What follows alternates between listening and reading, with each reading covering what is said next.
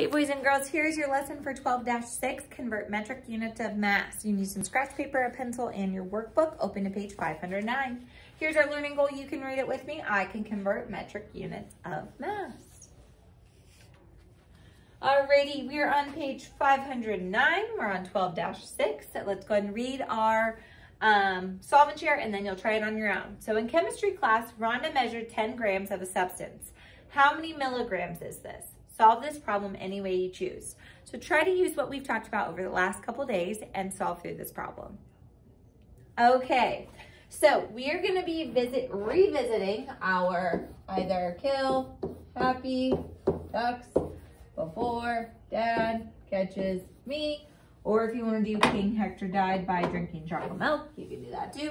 And our base unit today is switching to something called grams. So it's a little G, and first we did an M for meters, then we did an L for liters, and now we're doing a G for grams. So this is kilogram, hectogram, decagram, decigram, centigram, milligram. Now the ones that we're really gonna focus on today is our base unit of gram, our milligram, and our kilogram. The other ones, while they are a part of our metric system, they're not as commonly used. So we have 10 grams of a substance. How many milligrams is this? So I'm gonna rewrite my 10 and grams equals blank milligrams. Well, I'm going from grams to milligrams. So I'm gonna go over 1, 2, 3. So it's like multiplying by 1,000. So if I do 10 times 1,000, I'm gonna have 10,000 milligrams, just like that. Okay, let's go ahead and look at our essential question.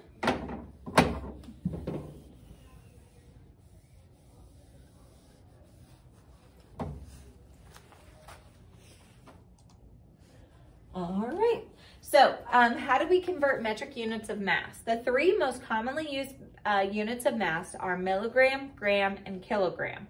Converting metric units of mass is like converting other metric units. So remember 10 to the power of 3, that's 1,000. 1,000 milligrams in 1 gram, 1,000 grams in 1 kilogram. All right, a whistle has a mass of about 5 grams. How many milligrams is this? So you would be starting with your 5, and we're gonna start at grams and go to milligrams. So that's over 1, 2, 3, like what we just did. So I'd have 1, 2, 3, and that's because my decimal's at the end of it. Annex in your zeros, and you get 5,000. What they're gonna explain here is find 5 times 10 to the power of 3. 10 to the power of 3 is the same as 1,000. So then you get your 5,000 milligrams. Over here, we're gonna use it to divide. So it says, how many kilograms is the whistle? And so we're starting with 5. Remember, our decimal is right after the 5. If I'm gonna go grams to kilograms, I'm gonna go back 1, 2, 3, and I went backwards. So I have to go the same direction, left, the same number of spots. So it's 1, 2, 3, new decimal, annex in your zeros. And so it says find 5 divided by 10 to the power of 3, or 1,000. And when you do that, you're moving your decimal back 3 spots, and you get 5,000 kilogram, which makes sense because it's going to be a lot smaller since this is a larger unit of measure.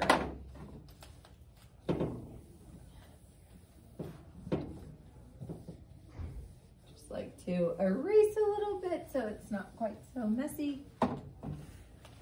All right, let's do a couple practice problems. Maybe.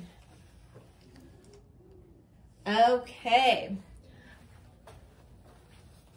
So in 3 and 4, we are converting each unit of mass. Our first one, we have 9 and 2,500 grams equals blank milligrams.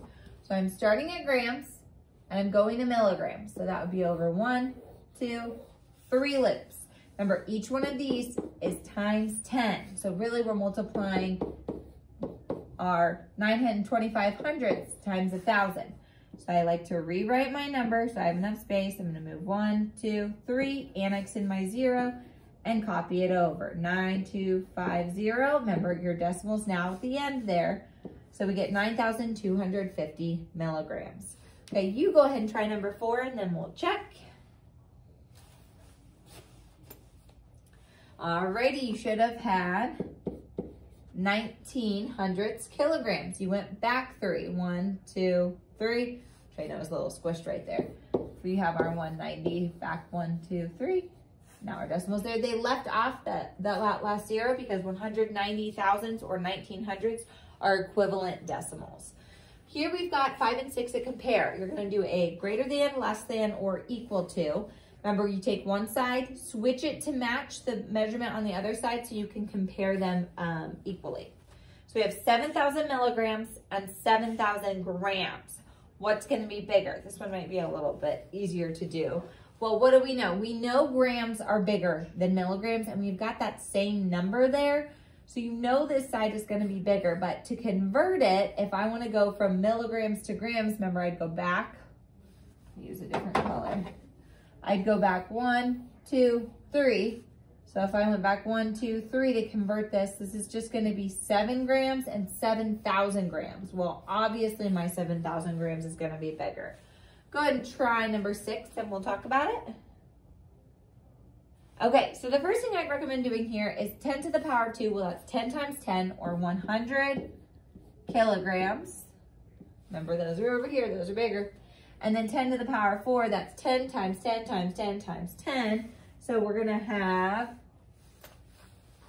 can't see with my shadow, sorry, 10,000 grams.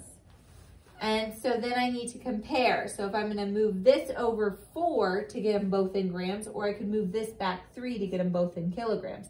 So if I go back 3, my decimal is going to be 1, 2, 3. And so we'd have 10 kilograms and 100 kilograms. What's bigger? Well, our 100 kilograms is bigger. So we're going to have a greater than symbol in there. Okay, we will keep practicing some of these in group.